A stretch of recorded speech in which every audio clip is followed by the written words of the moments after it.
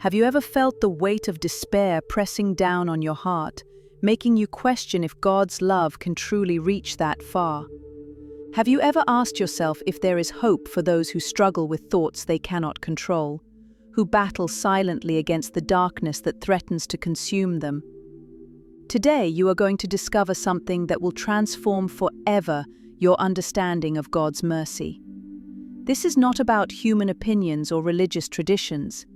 This is about what Saint Faustina Kowalska actually saw in her mystical visions, what Jesus himself revealed to her about the souls who suffer in ways the world cannot see.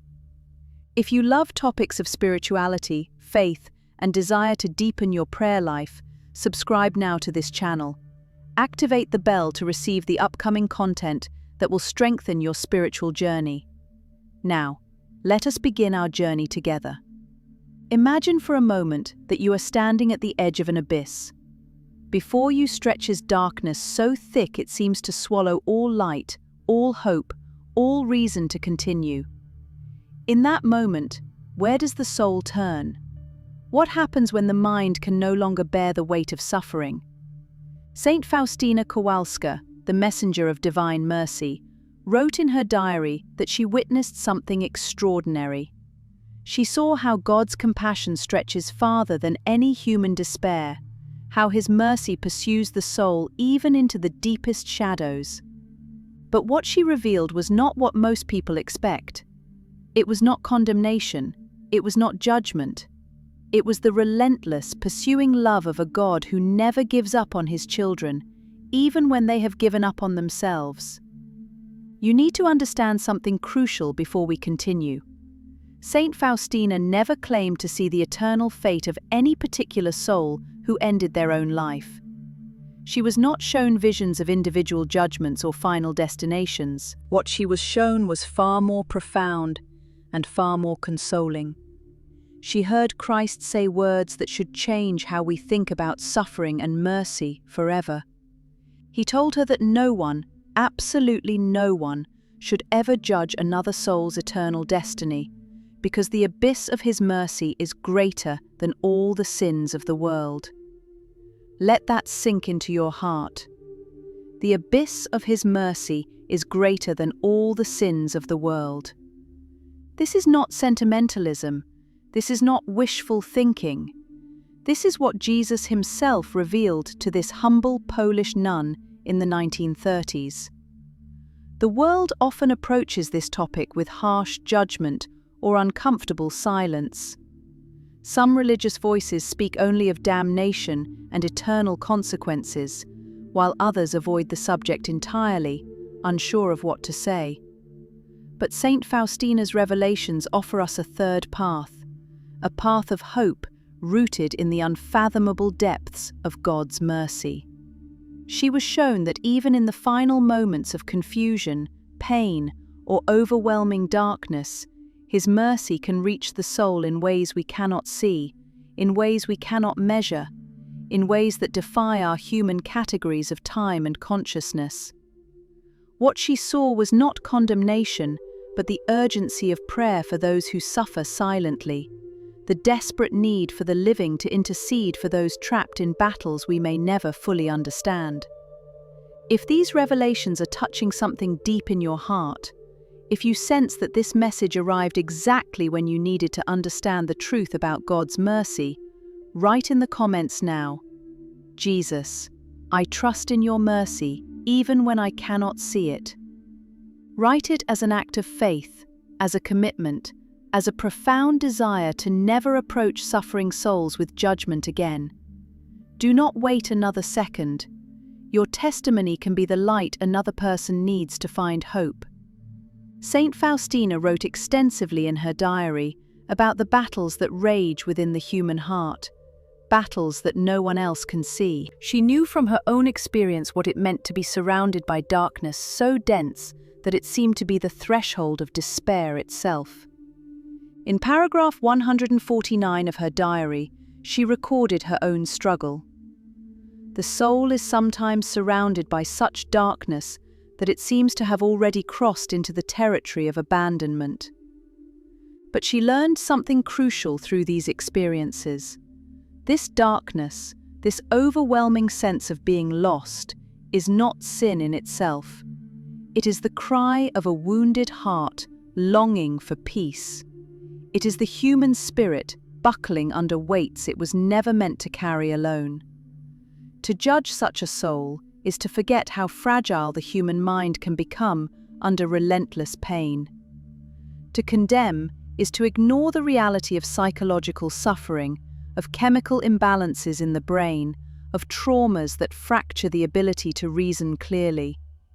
Saint Faustina understood this. She saw in her visions that Jesus looks upon these suffering souls not with anger, but with infinite compassion.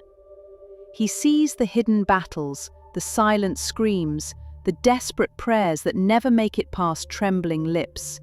He sees what we cannot see, the full story of every wound, every betrayal, every moment of agony that led to that final, desperate act. Think about this carefully.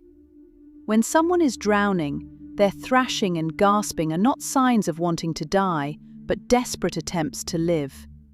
Similarly, when the mind is drowning in unbearable pain, its reactions may not represent the true will of the soul, but the convulsions of a spirit in agony.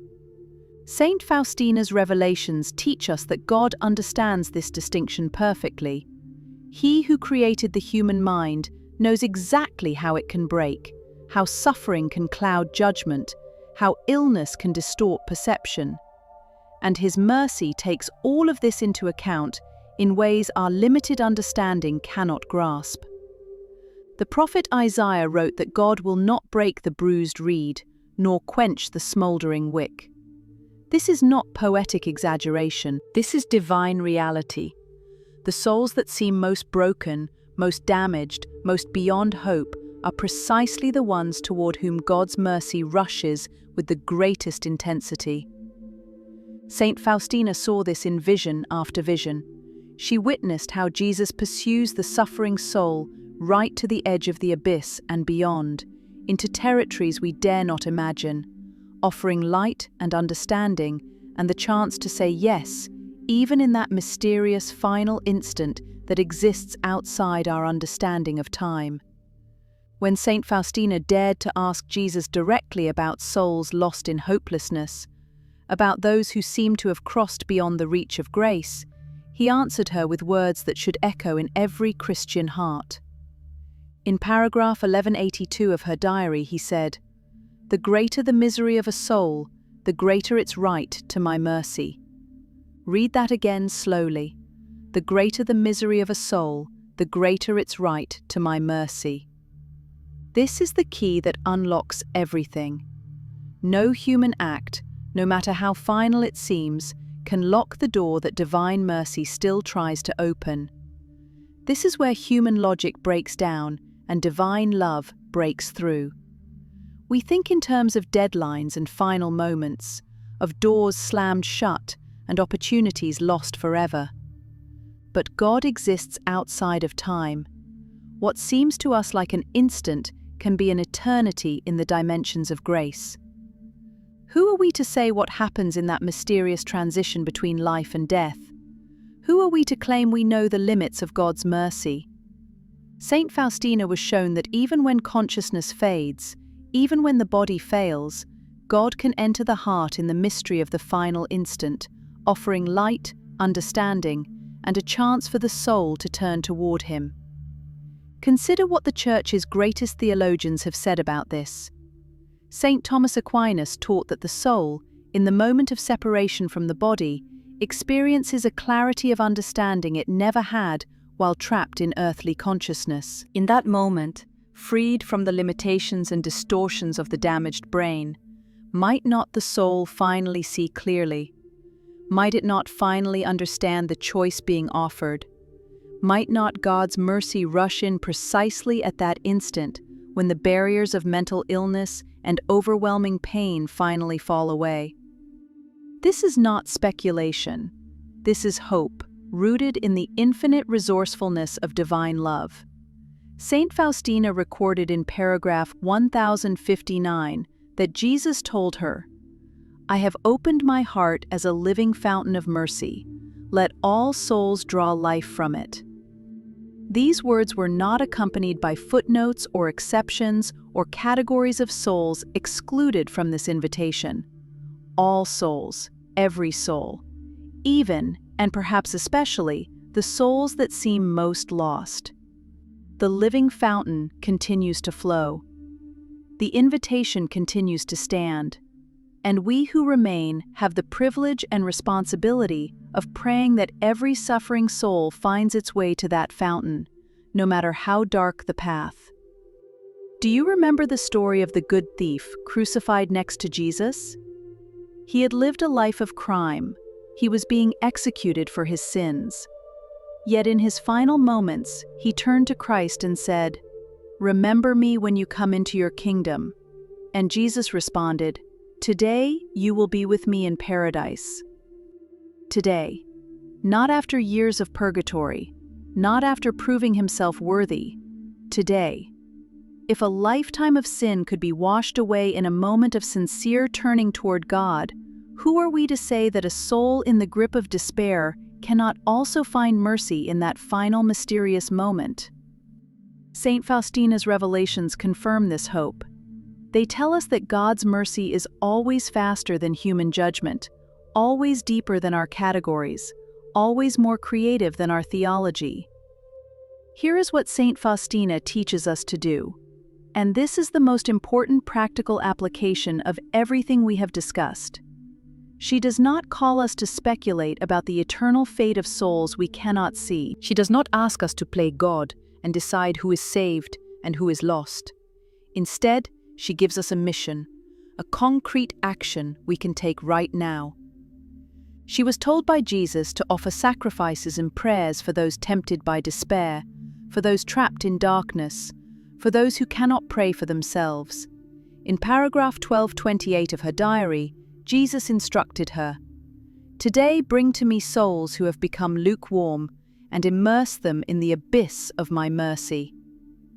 Our task is not to judge, but to intercede.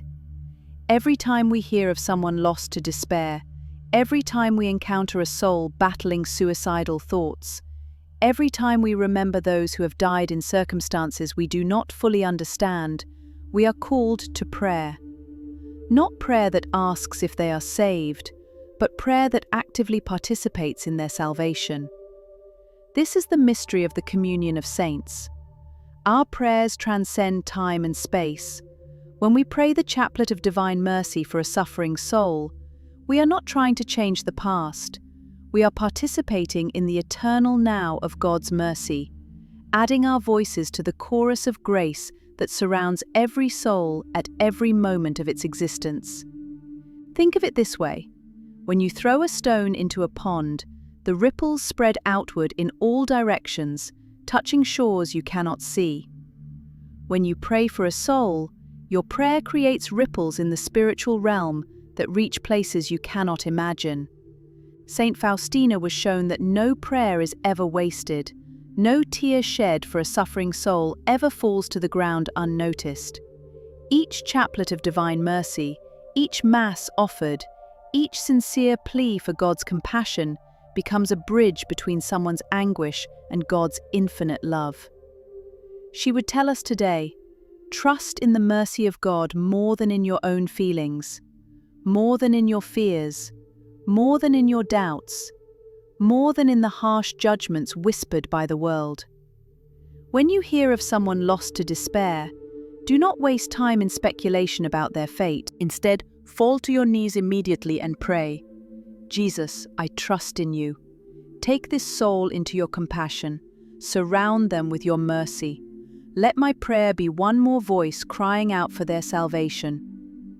Faustina reminds us that no tear is wasted when it is offered for a soul in need.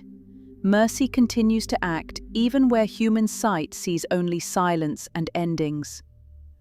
But what does the Church actually teach about this difficult subject?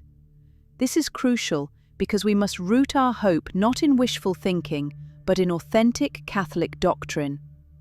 The Catechism of the Catholic Church addresses this directly in paragraphs 2282 and 2283. Listen carefully to these words. Grave psychological disturbances, anguish, or fear of suffering can diminish the responsibility of the one who takes their own life.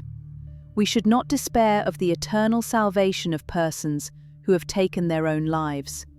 By ways known to Him alone,